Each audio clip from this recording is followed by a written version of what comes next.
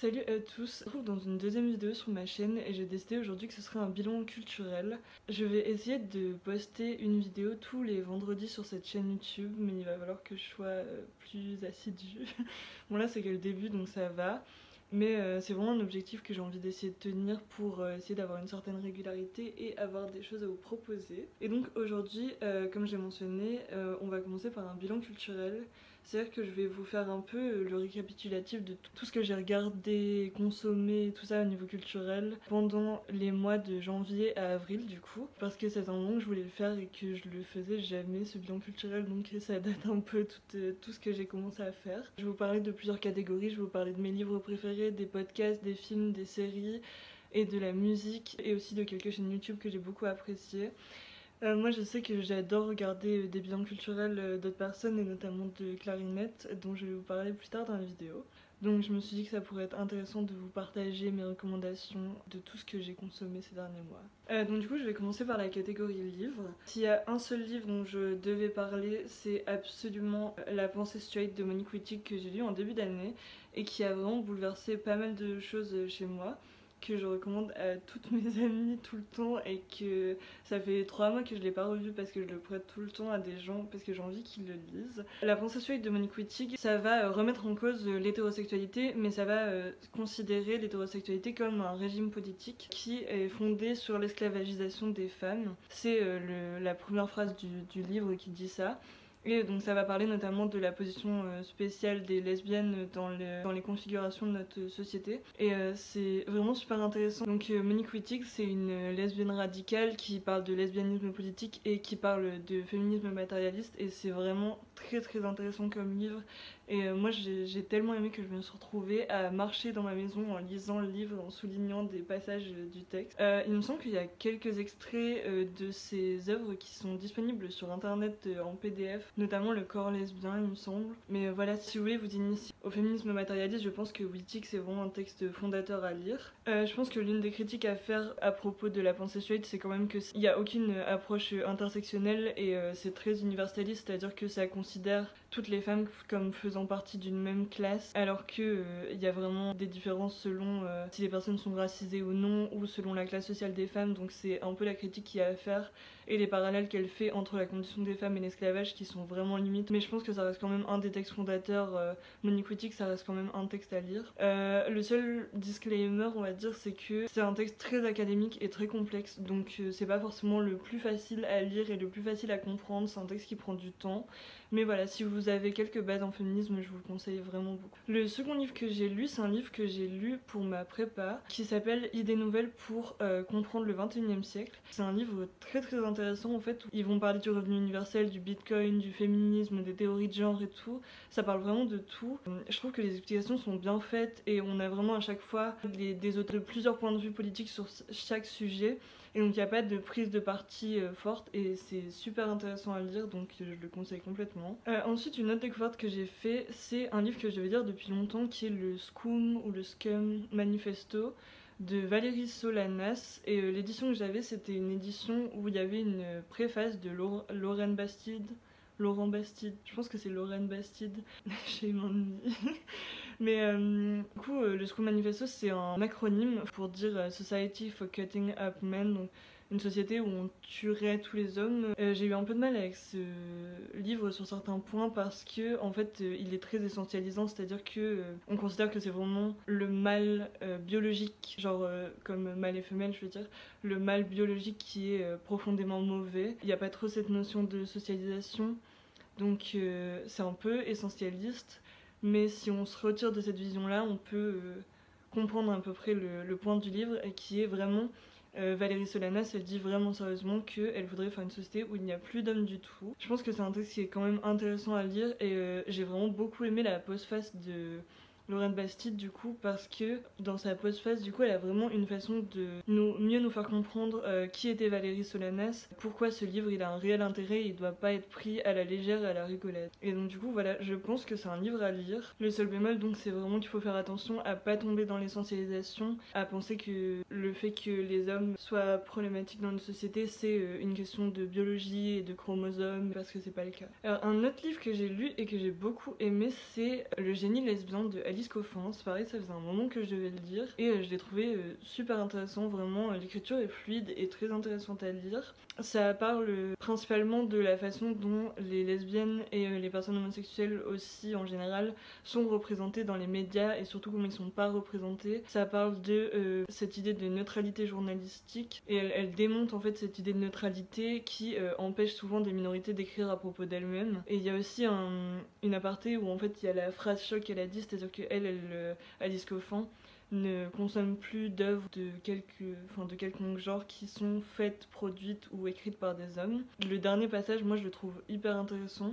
Je me suis beaucoup reconnue dans le dernier chapitre et j'ai trouvé ce livre vraiment très intéressant aussi. Un autre livre que j'ai lu, c'est Un appartement sur Uranus de Paul B. Preciado, que j'ai trouvé intéressant sur certains points. C'est un ensemble d'articles que Paul B. Preciado a écrit qui sont pas forcément en lien les uns avec les autres mais qui s'enchaînent dans un ordre chronologique, il me semble. Il y a beaucoup de textes dans ce livre-là que j'ai beaucoup apprécié. Franchement, je trouve qu'il est très intéressant à lire.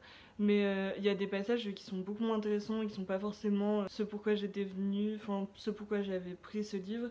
Et du coup, c'était pas forcément la lecture la plus passionnante que j'ai eue, mais ça reste quand même un livre très intéressant à lire à mon sens. Finalement, le dernier livre que j'ai lu, c'est un livre qui s'appelle À la ligne de Joseph Pontus, si je me trompe pas.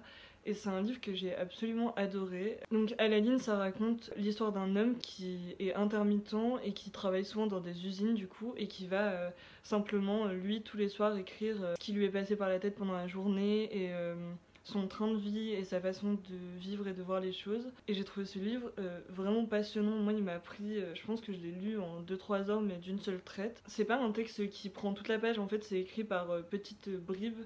Et ça se lit vraiment facilement et j'ai vraiment adoré ce livre. Il y a vraiment de très très beaux passages et ça décrit assez bien la précarité et la condition ouvrière des intermittents. Alors maintenant je propose qu'on passe à la catégorie podcast. Du coup j'ai que 2 choses à recommander. Je n'ai pas écouté énormément de podcasts récemment. Le premier podcast que j'ai envie de recommander c'est Le cœur sur la table de Victoire Tuaillon. Victoire Tuaillon elle a déjà fait Les couilles sur la table que peut-être vous connaissez déjà, qui est un podcast très intéressant qui déconstruit les masculinités et qui parle simplement des masculinités. Et c'est l'un des premiers qui m'a éveillée au féminisme. Du coup, là, la présentatrice, elle va essayer de parler dans le podcast de l'amour et de comment il est perçu dans notre société, comment on perçoit le couple, comment on perçoit la façon d'être en couple, les injonctions à mener une vie de couple. Et vraiment, elle va essayer de montrer des schémas différents, des schémas traditionnels, de pourquoi les schémas traditionnels sont en place. Je trouve ce podcast tellement intéressant pour déconstruire, par exemple chez certains, l'envie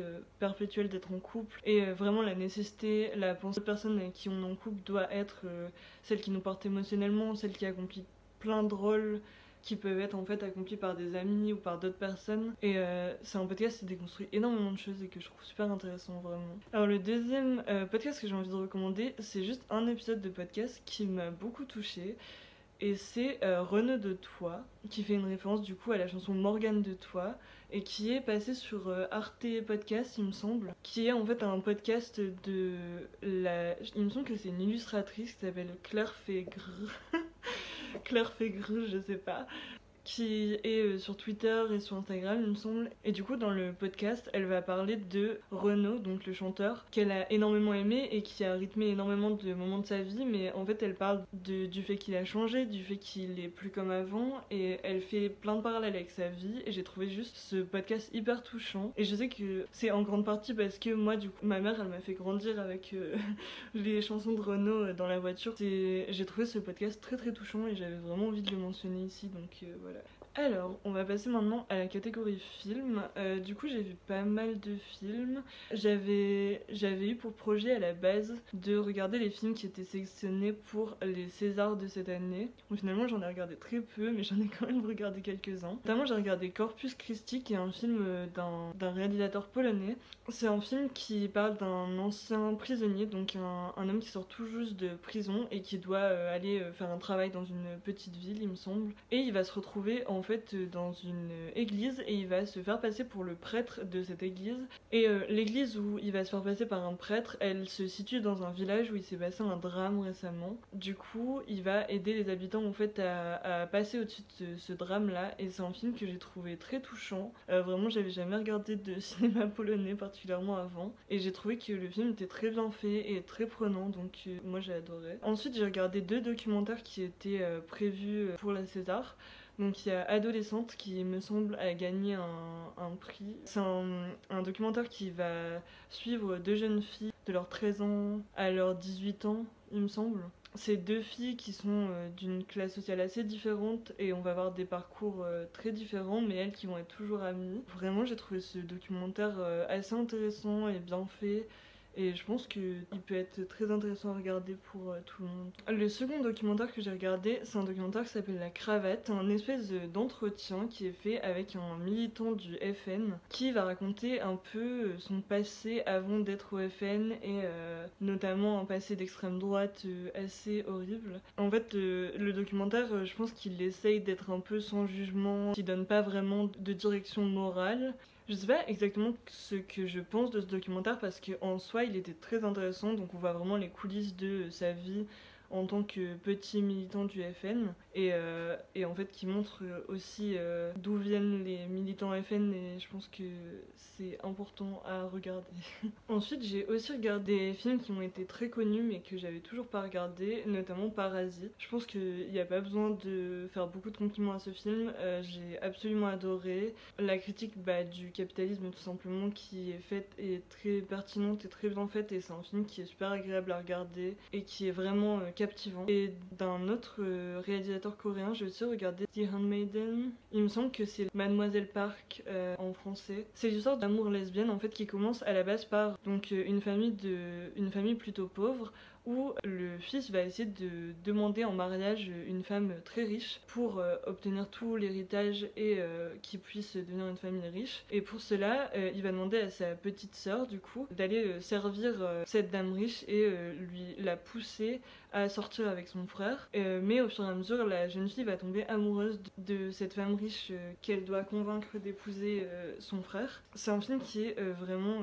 Il y a plein de retournements de situation que j'ai trouvé hyper captivant et une trop belle histoire. Donc je vous le conseille carrément. Ensuite, j'ai regardé un film qui date un peu aussi, mais qui s'appelle Pride. C'est un film qui va parler de l'époque de Thatcher en Angleterre, où donc il y avait toutes les lois qui sont passées les unes après les autres pour fermer les usines en Angleterre et qui ont mis les mineurs dans des situations complètement horribles. Face à ça, il y a une organisation de gays et lesbiennes qui ont décidé d'apporter leur soutien aux mineurs.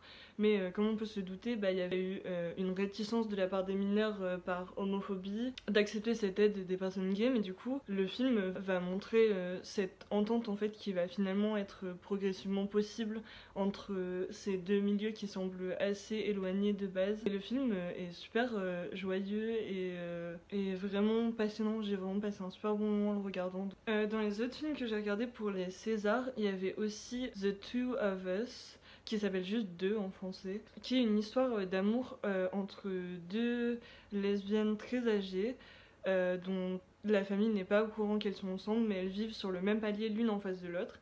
Et elles ont des projets de partir vivre ensemble autre part et tout, mais il faudrait que la femme qui n'a pas fait son coming out à sa famille le fasse. Mais finalement, l'une des 2 femmes, donc celle qui devait faire son coming out, va faire un arrêt cardiaque. Du coup, ça va raconter comment la femme de celle qui est handicapée va essayer de s'occuper d'elle à nouveau et comment elles vont être ensemble. C'est hyper touchant déjà de voir une histoire d'amour lesbienne qui se passe avec des personnages qui sont beaucoup plus âgés. C'est vraiment une histoire extrêmement touchante, mais moi ça m'a même mis assez mal parce que c'est un film qui est assez lourd quand même à regarder mais qui est vraiment très très beau. Finalement, pour les Césars, j'ai aussi regardé le film qui s'appelle La Bonne Épouse. Alors, ce film, c'est compliqué parce que, en même temps, moi je l'ai beaucoup apprécié. C'est censé être une comédie qui montre un centre, une espèce d'école qui veut former les jeunes filles à être des vraies femmes qui rentrent dans les normes de la féminité traditionnelle et qui font à manger, qui repassent, qui se tiennent correctement. Le problème déjà, c'est que ce film a été réalisé et écrit, il me semble, par un homme et je je pense que c'est là le principal problème, puisque on a pas mal de bons messages, et derrière ça, il y a une femme qui s'émancipe principalement parce qu'elle rencontre un homme qui est cool avec elle, et une autre qui s'émancipe en se faisant belle et en se coupant les cheveux. Donc bon, on n'est pas sur un message féministe de la plus grande ampleur, donc. Mais j'ai trouvé quand même touchant sur certains points, même si voilà, il se prétend d'un niveau de féminisme qu'il a pas du tout, et c'est un peu dommage de toujours devoir réexpliquer ça. Dans les autres films assez ambigus de la sélection des Césars, enfin que j'ai pas vraiment compris, c'est le film Énorme, où il y avait notamment Jonathan Cohen qui jouait dedans, et c'est un film qui raconte un mari qui trafique la pilule de sa femme, qui ne voulait pas d'enfant, pour la faire tomber enceinte, parce que lui il a une révélation et il a envie d'être père, qui va totalement en fait vivre la grossesse de sa femme à sa place. Mais c'est un film que j'ai trouvé esthétiquement très beau. La photographie de ce film est très très belle, mais le message est très ambigu et j'ai vraiment pas compris, pas saisi où le film voulait en venir, et je suis pas sûre que je conseille ce film. Et j'ai vu dans les avis qui ont été donnés sur Letterboxd que la plupart des gens ne comprenaient pas trop où le film voulait en venir, c'est un peu dommage. Et le dernier film que j'ai regardé, c'est Eva en août, qui lui me semble a pas mal plu à pas mal de gens. C'est un film qui est très reposant et agréable à regarder, donc ça se passe en été, c'est une jeune femme qui est en Espagne et qui va passer un été tranquille et rencontrer des gens et parler avec des personnes différentes. C'est très tranquille et agréable à regarder, mais la fin, enfin personnellement j'ai pas du tout compris la fin, et du coup ça complique un peu la vie que je dois donner dessus, donc c'est un joli film, mais pareil je trouve la fin ambiguë et pas très compréhensible. Bon alors petit aparté, mais j'ai remarqué que mon eyeliner était pas du tout droit et que du coup c'était hyper stressant, du coup j'ai essayé de le refaire. Donc la prochaine catégorie dont je vais parler, c'est les séries. J'ai vraiment pas regardé grand chose en série. La seule chose que j'ai regardé, c'est très récemment les 3 premiers épisodes de The Handmaid's Tale qui sont sortis. Il me semble qu'ils devaient sortir en l'été dernier, mais du coup avec le confinement, le Covid et tout, c'est pas sorti. Et j'ai pris beaucoup de plaisir à les regarder. Je trouve cette série toujours aussi captivante. Et on a enfin la révolution, la révolution qui se met en place, qu'on nous promet depuis quand même un moment dans cette série. Si je pouvais faire une seule critique, c'est vraiment l'omniprésence de scènes de torture, enfin que moi je passe personnellement, parce que c'est même pas tant qu'elles sont gore ou qu'elles sont horribles, mais c'est qu'il y a une atmosphère qui est tellement pesante que les scènes de torture elles deviennent vraiment insupportables à regarder, et je trouve qu'ils en abusent vraiment pas mal. C'était déjà le cas dans les saisons d'avant, mais là ils s'arrêtent pas, donc bon voilà. Mais néanmoins j'ai vraiment adoré, et j'espère que la suite de la saison sera tout aussi intéressante. Et la deuxième chose dont je veux parler dans les séries, c'est les 2 épisodes spéciaux d'Euphoria qui sont sortis. Donc il y en a un qui est sorti en décembre et il y en a un qui est sorti en janvier, donc c'était celui sur Roux en décembre et celui sur Jules en janvier. J'ai beaucoup aimé ces épisodes spéciaux, j'ai trouvé qu'ils étaient très bien faits, surtout le fait de rester dans une seule pièce et d'avoir de longues conversations. J'ai l'impression que ça va plus loin, et que dans la première saison, même si Euphoria, le message était d'arrêter de romantiser la drogue et de montrer à quel point l'addiction était mal, je trouve que c'est pas forcément ce qui est le mieux réussi, et Dieu sait que j'adore cette série, mais vraiment je trouve que sur ce point-là, ça donne plus envie de se droguer qu'autre chose. Mais j'ai l'impression que dans cet épisode spécial sur Roux, on voit vraiment les côtés extrêmement négatifs pour soi-même et pour son entourage de l'addiction. Et dans l'épisode sur Jules, je trouve qu'on fait enfin justice au personnage de Jules, que moi personnellement j'aime beaucoup depuis le début, mais qu'il y avait beaucoup de gens qui détestaient parce qu'ils comprenaient pas son comportement envers Roux et ils le trouvaient injuste. Et là on revient en fait enfin sur des moments de l'histoire de Jules, et aussi sur le fait que accompagner une personne qui souffre de troubles tels que l'addiction, c'est extrêmement lourd, et on peut comprendre le fait que Jules se soit enfui quelque part. Donc moi j'ai vraiment trouvé ces épisodes spéciaux super intéressants et très bien faits, et j'ai vraiment hâte d'avoir la saison 2, je n'attends que ça. Mais voilà. Donc maintenant je vais parler des youtubeurs, enfin surtout des youtubeuses en fait, que j'ai beaucoup apprécié récemment et dont j'avais envie de parler. C'est un peu bizarre de faire de la pub à des gens qui ont beaucoup plus d'abonnés que moi, mais bon bref.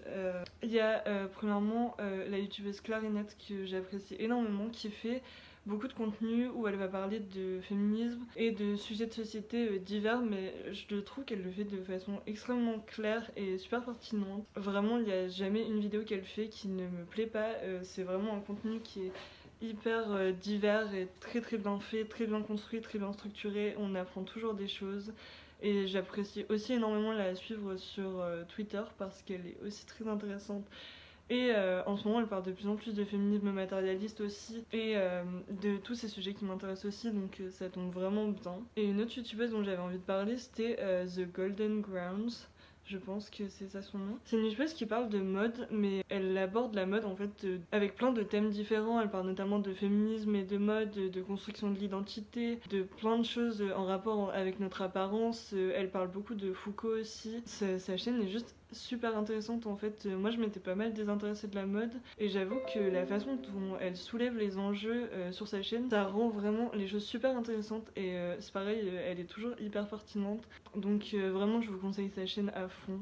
Et alors finalement, la dernière catégorie qu'on va faire, ça va être les musiques. Je vais faire 3 albums du coup récemment. Je pense qu'il n'y a rien d'autre qui est sorti qui m'a plus épaté que ça. Le premier album que j'ai énormément aimé, c'est l'album de Spider Z qui s'appelle Jeune Intermittent. Je pense, il me semble qu'il est sorti il y a un moment quand même, mais je sais que moi c'est vraiment depuis le début de l'année que je l'écoute énormément. J'ai eu un gros coup de cœur pour Vanessa et pour la chanson Peur de tout aussi qui sont super bien faites. J'aimais déjà beaucoup Spider Z avant et je trouve qu'il se perd pas en fait. Je trouve qu'il a réussi à aborder des nouveaux thèmes et des nouvelles choses et j'aime trop son nouvel album. Genre chacune des chansons me plaît et voilà, vraiment bon album à écouter. Le deuxième album qui m'a beaucoup touchée, c'est l'album d'Eddie De Pretto qui est sorti très récemment, qui s'appelle À tous les bâtards. Et pareil, j'adore quasiment toutes les chansons, je le trouve trop bien fait. J'ai adoré Créteil Soleil et La Fronde, vraiment je trouve que ces chansons sont excellentes. Et si seulement elle est trop bien. Bah son album, en fait il touche juste, et c'est pareil, il a réussi à aborder plein de nouveaux thèmes qu'il avait jamais abordés. Et moi ça me manquait pareil d'entendre tes chansons parce que j'avais vraiment beaucoup trop écouté son premier album, donc vraiment le nouvel album d'Eddie De Pretto je vous conseille à fond, trop bien. Finalement le dernier album que j'ai découvert récemment, c'est l'album de Damso que j'ai écouté qu'une seule fois en vrai pour l'instant, et il m'a pas marqué énormément à la première écoute, alors que je sais qu'il y a vraiment beaucoup de gens qui étaient super contents de sa sortie et qui ont vraiment adoré dès le départ. Là il y a des chansons que je commence à réécouter, notamment Passion et Voyou que je trouve grave entraînante. Mais je pense que je vais réécouter plus et il va plus me rentrer en tête, mais pour l'instant voilà, c'est pas non plus le truc qui me marque le plus de cette sélection. Donc je pense que j'en ai fini du coup pour cette vidéo. J'espère que ça vous aura plu et qu'elle est pas trop longue parce que j'ai l'impression d'avoir beaucoup parlé quand même. Mais du coup voilà, j'espère que tout est clair. Je vais mettre tous les liens que je peux mettre, je vais les mettre en barre d'infos, notamment vers les chaînes YouTube. Et je vais écrire tous les noms des trucs dont j'ai parlé aussi dans la barre d'infos pour que vous puissiez vous y retrouver. N'hésitez pas à vous abonner et à mettre un pouce bleu et à commenter éventuellement parce que vraiment ça aide pour le référencement des vidéos, donc ça ferait plaisir de ouf. Donc du coup voilà, prenez soin de vous et faut qu'on voit bien le cœur, voilà.